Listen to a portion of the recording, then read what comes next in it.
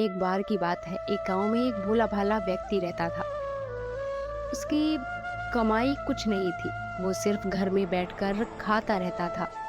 एक बार उसकी पत्नी ने समझाया, "आप कमाते क्यों नहीं हो? आप कमाओगे नहीं तो हम लोग घर का खर्चा कैसे चलाएंगे?" उस व्यक्ति के ऊपर कोई असर नहीं पड़ा। उसने बोला, "कमाना वो क्या होता है? मुझे कमाना नहीं आता। मैं नहीं जानता ये कमाई क्या होती है।" वो सिर्फ खाता ही रहता पूरा दिन। उसके घर वाले और उसकी पत्नी बहुत परेशान रह हो गए उससे और उसको घर से निकाल दिया। घर से निकालने के बाद उसने देखा कि ये गांव में कुछ साधु संत और महात्मा लोग आए हुए हैं।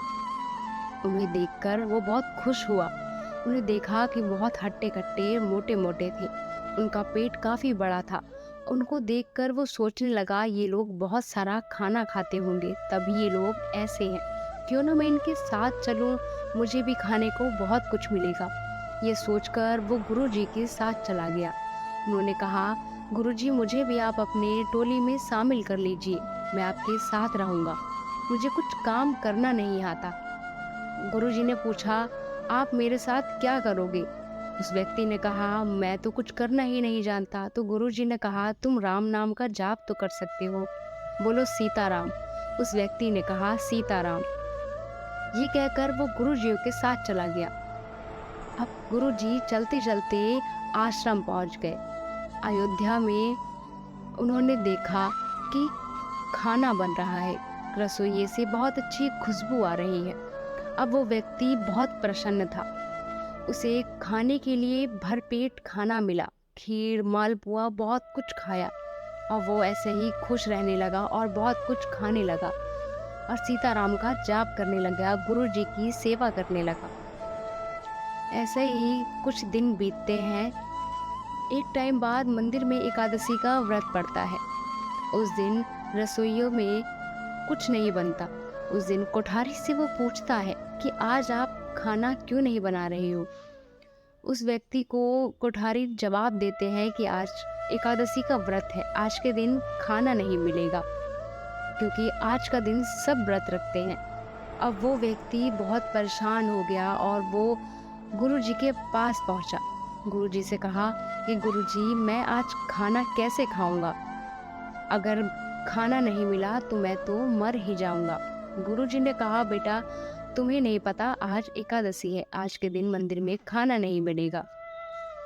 अब वो व्यक्ति बहुत परेशान था, गुरुजी कुछ कीजिए वरना मैं तो मर ही जाऊंगा बिना खाए।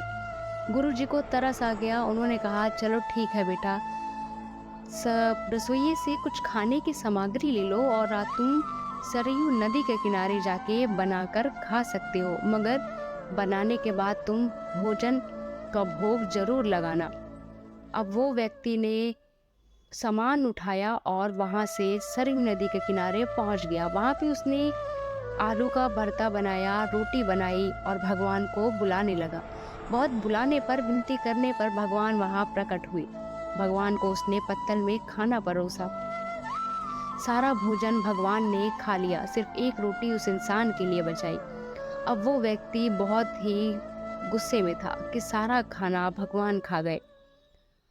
उस व्यक्ति को असल में पता ही नहीं था वो भगवान कौन होते हैं। वो इतना भोला था, वो कुछ भी नहीं जानता था। उसके भोलेपन से ही भगवान ने उसे दर्शन दिए और उसके साथ उसके हाथों के बनाए हुए खाना खाया।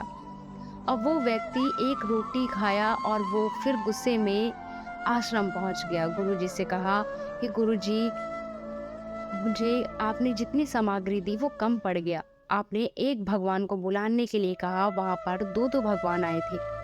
अगली बार मुझे भोजन की सामग्री ज़्यादा देना। उन गुरुजी ने सोचा शायद इसका पेट नहीं भरा होगा, इसलिए ऐसा कह रहा है।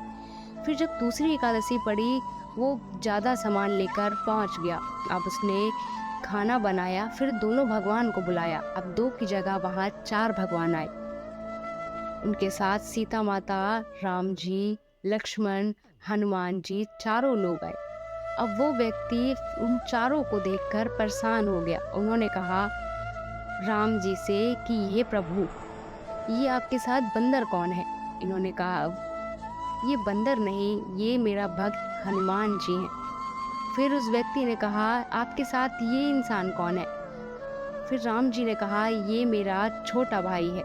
हम सब आपके साथ खाना खाएँगे। हमें आपका खाना बहुत अच्छा लगता है।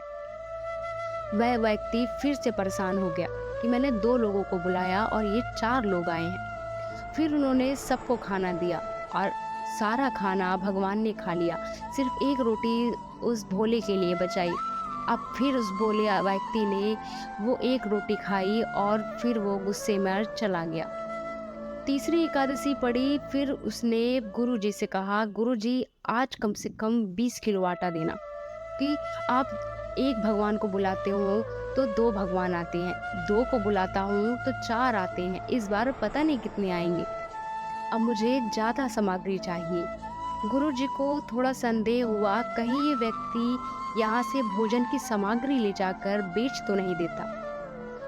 गुरुजी ने कहा, ठीक है, तो मैं रसोइये से कह देता हूँ, वो तुम्हें सामग्री दे देगा।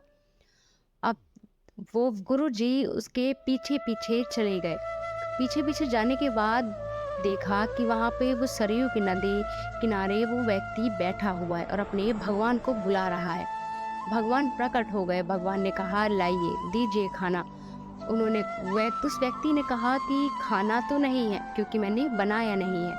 अब आप लोग आ ही गए हो तो आप लोग बनाइए, और मैंने तो सिर्फ़ 4 भगवान को बुलाया था, आप तो 9 लोग आए हो। फिर राम जी ने कहा कि मैंने इन लोग को बताया कि तुम बहुत अच्छा खाना बनाते हो, इसीलिए मेरे साथ ही लोग तुम्हारे हाथ का खाना खाने आए हैं। वो व्यक्ति परेशान हो रहा था कि चलो कोई बात नहीं, इस बार तो ज़्यादा खाना बच जाएगा, मैं भरपेट खाना खाऊंगा। अब सीता माता वहाँ चूल्हा जलाकर खाना बना रही हैं। हनुमान जी वहाँ अपनी पूंछ से जमीन साफ कर रहे हैं। लक्ष्मण जी पानी भर कर ला रहे हैं। ऐसे ही सारे देवता काम कर रहे हैं। अब वो व्यक्ति आराम से बैठा हुआ है। गुरुजी ने पूछा कि तुम खाना क्यों नहीं बना रहे हो? उस व्यक्ति के पास जाकर उस व्यक्ति ने कहा कि गुरुजी, आप ही तो बोलते हो कि खाना बनाने के बाद आप भगवान को भोग लगाना। मैं जब भी खाना बना के भोग लगाता हूँ, मैं 1 को बुलाता हूँ, 2 आते हैं, 2 को बुलाता हूँ, 4 भगवान आते हैं। अब मैंने 4 को बुलाया तो 9 भगवान आए हैं। मुझे पहले ही पता था ये लोग ज़्यादा आएँगे, इसीलिए मैंने खाना ही नहीं बनाया।